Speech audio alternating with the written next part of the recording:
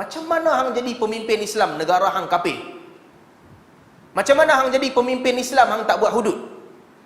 Macam mana hang jadi pemimpin Islam? Islam bukan agama rasmi negara hang. Hang kafir. Ikut kita. Merendah diri.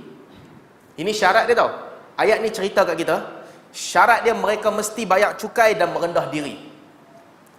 Di zaman Omar buka negeri-negeri dia, disebabkan ayat ni lah para sahabat kemudian mereka perang dengan perang ofensif.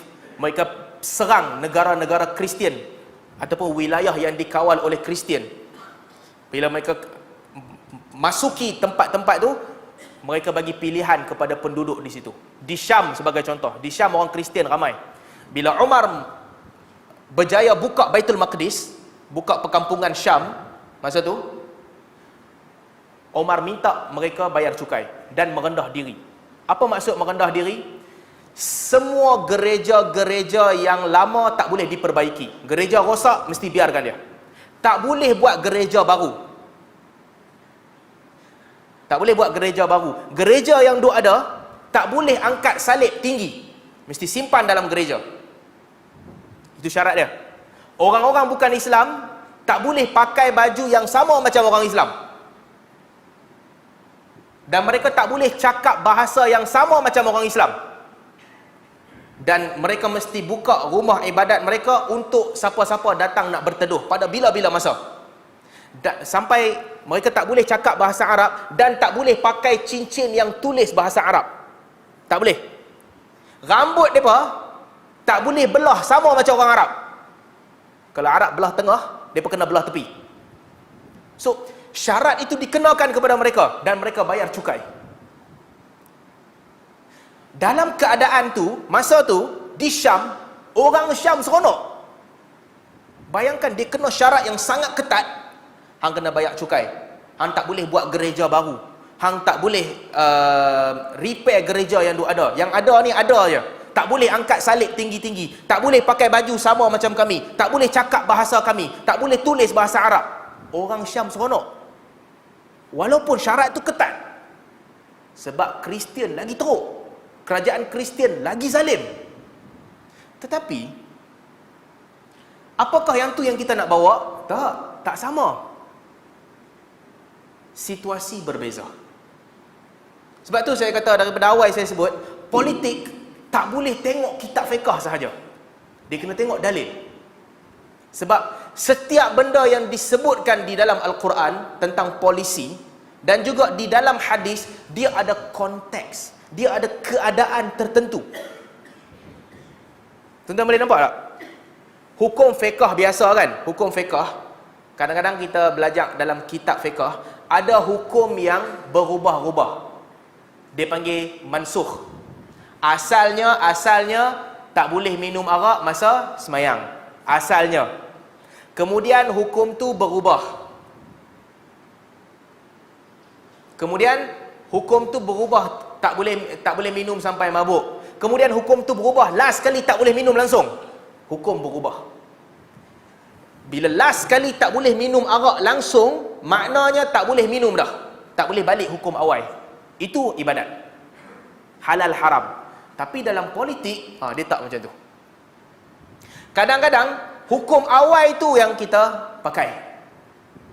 Asalnya di Mekah keadaan Nabi lain. Apabila Nabi berhijrah ke Madinah, keadaan Nabi tak sama macam Mekah. Apabila Nabi dah buka kota Mekah, keadaan dia tak sama dengan sebelum buka kota Mekah. So, banyak perbezaan. Sebab itulah tuan-tuan, kita tengok kan di zaman Nabi SAW, Nabi satu orang pemimpin. Ada negara Islam, Madinah, yang di sana dilaksanakan hukum-hukum. Hukum syarak semua buat di Madinah. Dalam masa yang sama, ada satu lagi orang Islam yang jadi pemimpin, iaitu Najasyi. Najasyi dia Kristian. Negeri dia, negeri Habsyah. Dia masuk Islam. Nampak? Keadaan dia pelik sikit Najasyi ni. Negeri dia negeri Kristian. Undang-undang adalah undang-undang Kristian, tapi dia masuk Islam. Apa dia buat ketika tu? Hukum syarak dia tak boleh buat. Nak declare negara Islam pun dia tak boleh declare. Apa yang dia patut buat? Dia kekal memerintah negara Habsyah. Meskipun tak ada apa tanda-tanda Islam di Habsyah pun. Tak ada apa langsung. Kekal sebagai negara Kristian. Kekal dengan hukum hakam Kristian. Kekal sebagai semua benda yang ada tak berubah langsung. Tetapi Najasyi dia masuk Islam.